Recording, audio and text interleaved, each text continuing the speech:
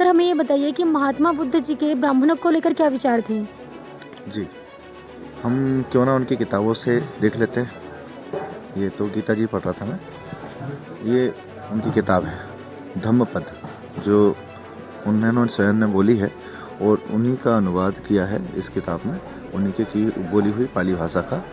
तो उनका हम देख लेते हैं कि ब्राह्मणों के ऊपर जो विचार है तो समझते हैं हम। ये देखिए, ये धम्मपद किताब और इसका पेज नंबर है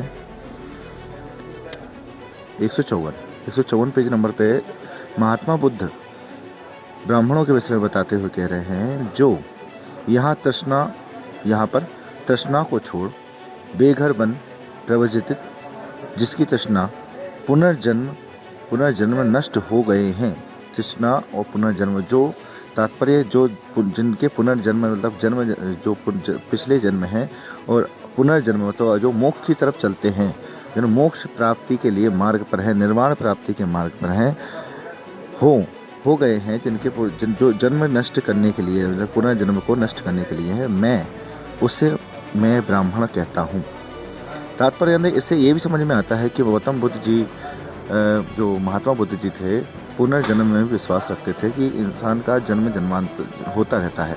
पीछे भी वो जन्म हुए हैं उसके, और आगे भी ऐसे जन्म होते रहते हैं। अगर इस पे जो इसको हटा देता है वो ब्राह्मण होता है, उनके नष्ट कर लेता है। दूसरा, आगे वो बता रहे हैं, जिसकी गति को देवता गंधर्व मनुष्य नहीं जानते, जो क्षीण स्त्रवा मतलब कि राग आदि रहित, मतलब राग द्वेष से रहित और अहर्त है, उसे मैं ब्राह्मण कहता हूँ। तात्पर्य ये कहना चाहते हैं कि उनका ज्ञान, जिस ब्राह्मण का ज्ञान से देवता भी और गंधर्व भी और मनुष्य उस ब्राह्मण के ज्ञान से, उस ब्राह्मण से परिचित नहीं हो पाते हैं, जो मतलब उसको नहीं समझ पाते हैं, देवता भी नहीं समझ सकते जिसको, उसको ब्राह्मण मानते हैं लोग। जो राग आदि द्वेषों से रहित हो, जो किसी प्रकार से राग द्वेष नहीं करता हो किसी से।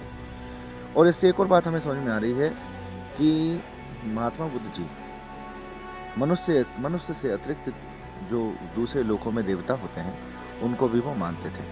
इससे भी समझ में आ रहा है कि वो पुनर्जन्म भी मानते थे, पहले भी जन्म हुए हैं मनुष्य के और आगे भी जन्म होते रहते हैं, इस चीज़ को भी मानते थे। और दूसरा बात, वो देवी देवताओं पर विश्वास रखते थे कि देवता दूसरे लोकों में देवता होते हैं, और जो देवता ब्राह्मण को नहीं समझ पाता वो ब्राह्मण होता है। ब्राह्मण की गति को जो देवता मनुष्य गंधर्व नहीं समझ पाते, वही उन्हीं को ब्राह्मण मानते थे। आगे हम पर समझते हैं कि और क्या कहना चाहते हैं, जिसके पूर्व और पश्चात और मध्य में कुछ नहीं है, जो परिग्रह रहित है मतलब जो किसी भी प्रकार का कोई एकत्रण नहीं करता, किसी वस्तु का एकत्र नहीं करता, उसे परिग्रह कहते हैं।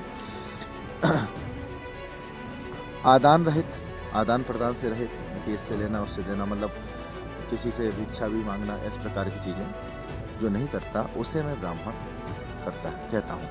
इसका तात्पर्य है कि वो किसी प्रकार का धन संग्रह, वस्तु संग्रह नहीं करता, किसी प्रकार का लेन देन किसी से नहीं करता, लेन देन मतलब किसी से मांग के खाना, इस प्रकार की जो हरकत नहीं करता, उसे वो गौतम बुद्ध जी ब्राह्मण का संज्ञा दे रहे हैं। आगे हम समझते हैं और भी क्या है ब्राह्मण के विषय में, उन्होंने और भी बातें कही हैं। जो पूर्व जन्म को जानता है, वो ये समझता है कि मेरे पूर्व जन्म जन्मांतर हो चुके हैं। स्वर्ग और अगति को जो देखता है, अगति मतलब कि मेरी स्वर्ग और अगति को जो देखता है, स्वर्ग जाना और स्वर्ग को भी जो देखता है, स्वर्ग की गति को सही नहीं मानता है, और अगति मतलब कि मेरी गति नहीं होगी, ऐसे स्वर्ग जाने में मेरी गति नहीं होगी, मेरी मतलब कि मोक्ष नहीं होगा, को जो देखता है वो ब्राह्मण होता है। पूर्व जन्म को भी समझता है कि मेरा पूर्व जन्म कैसा था और आगे भी कैसा जन्म होगा, उसको जो देखता है वो ब्राह्मण होता है। जिसका पुनर्जन्म क्षीण हो गया है, दिव्य ज्ञान परायण है, जिसने अपना पुनर्जन्म नष्ट कर लिया है, और जो दिव्य ज्ञान से परायण है, दिव्य ज्ञान हो जिसको, उसे मैं ब्राह्मण कहता हूँ। इससे ये भी समझ में आता है कि पुनर्जन्म भी मान रहे हैं, गौतम बुद्ध जी, महात्मा बुद्ध जी और स्वर्ग को भी वो स्वीकार करते हैं कि स्वर्ग जैसे इस पृथ्वी से अन्य लोग भी हैं, जो स्वर्ग जैसे लोग हैं, उसको भी अगर जो ब्राह्मण अस्वीकार कर देता है, उसको मानना बंद कर देता है, मतलब उसको स्वर्ग तक की चाह नहीं रखनी, उसी को वो ब्राह्मण मानते हैं। इससे यही समझ में आता है कि पुनर्जन्म को भी गौतम बुद्ध मानते थे, स्वर्ग नरक को भी मानते थे, दूसरे लोगों को भी मानते थे और देवी देवताओं को भी, देवता के विषय में बताया है, और देवताओं को भी मानते थे। और इनको जो नकार देता है, जिन इनकी चाह नहीं रखता है, वो ब्राह्मण उनको वैसे व्यक्तियों को ब्राह्मण मानते हैं। जी, धन्यवाद।